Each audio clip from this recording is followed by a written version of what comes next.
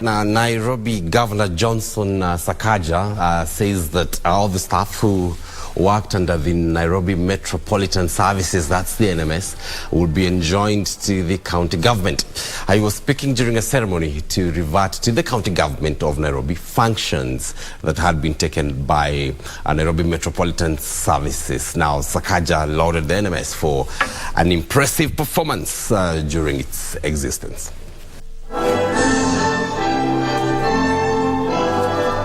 After being in existence for 18 months, the Nairobi Metropolitan Services NMS finally handed back to the Nairobi County government the 4 functions it had taken from it. These were health, transport, public works and planning and development services. Speaking after signing the deed of transfer, Nairobi County Governor Johnson Sakaja lauded Nairobi Metropolitan Services NMS for transforming the city. You did a good job. Despite challenges, I know in the beginning there were a lot of challenges with this side, but I want to encourage you that we still need a lot of your work. Sakaja also assured city workers that there will be no victimization or harassment. Nairobi is going to be great. This is Africa's capital, and we must make sure it shines as a city of order, a city of dignity, a city of hope and opportunities for all. Therefore, there should be no fear on the part of the county governments that the national government can help them to do something and give it back to them. And on the other way, it can also happen that the national government can see things which the county governments can do for them. Former Devolution and Defense Cabinet Secretary Eugene Omalo presided over the occasion, refuted claim that the transfer of functions were politically motivated. At some point, I was accused with my former boss that we influenced some gentlemen by giving them something other than tea. I believe that with today's event, it is now fully incumbent upon us to drive these affairs forward and to make sure that the promises and the expectations of the people of Nairobi are met.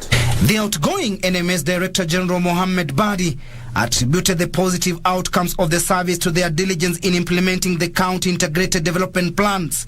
So we leave behind a progressive city that holds a promise for future generations to come. I take this opportunity to thank the national government for giving me this noble responsibility for spearheading the transform of our great city in the capacity of DG of NMS. In like 20 months, he's been able to deliver 20 hospitals, new hospitals in Nairobi.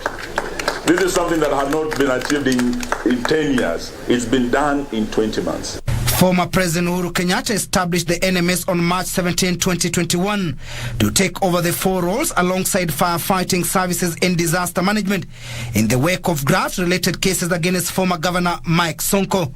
Finally, the key functions that was under the watch of the national government have been transferred back to Nairobi City County government. And now it is a wait-and-see situation how Governor Johnson Sakaja will deal with the issue of garbage collection, improving drainage system and lack of water in the informal settlements. Timothy Kipnoso for Easy Friday, Nairobi.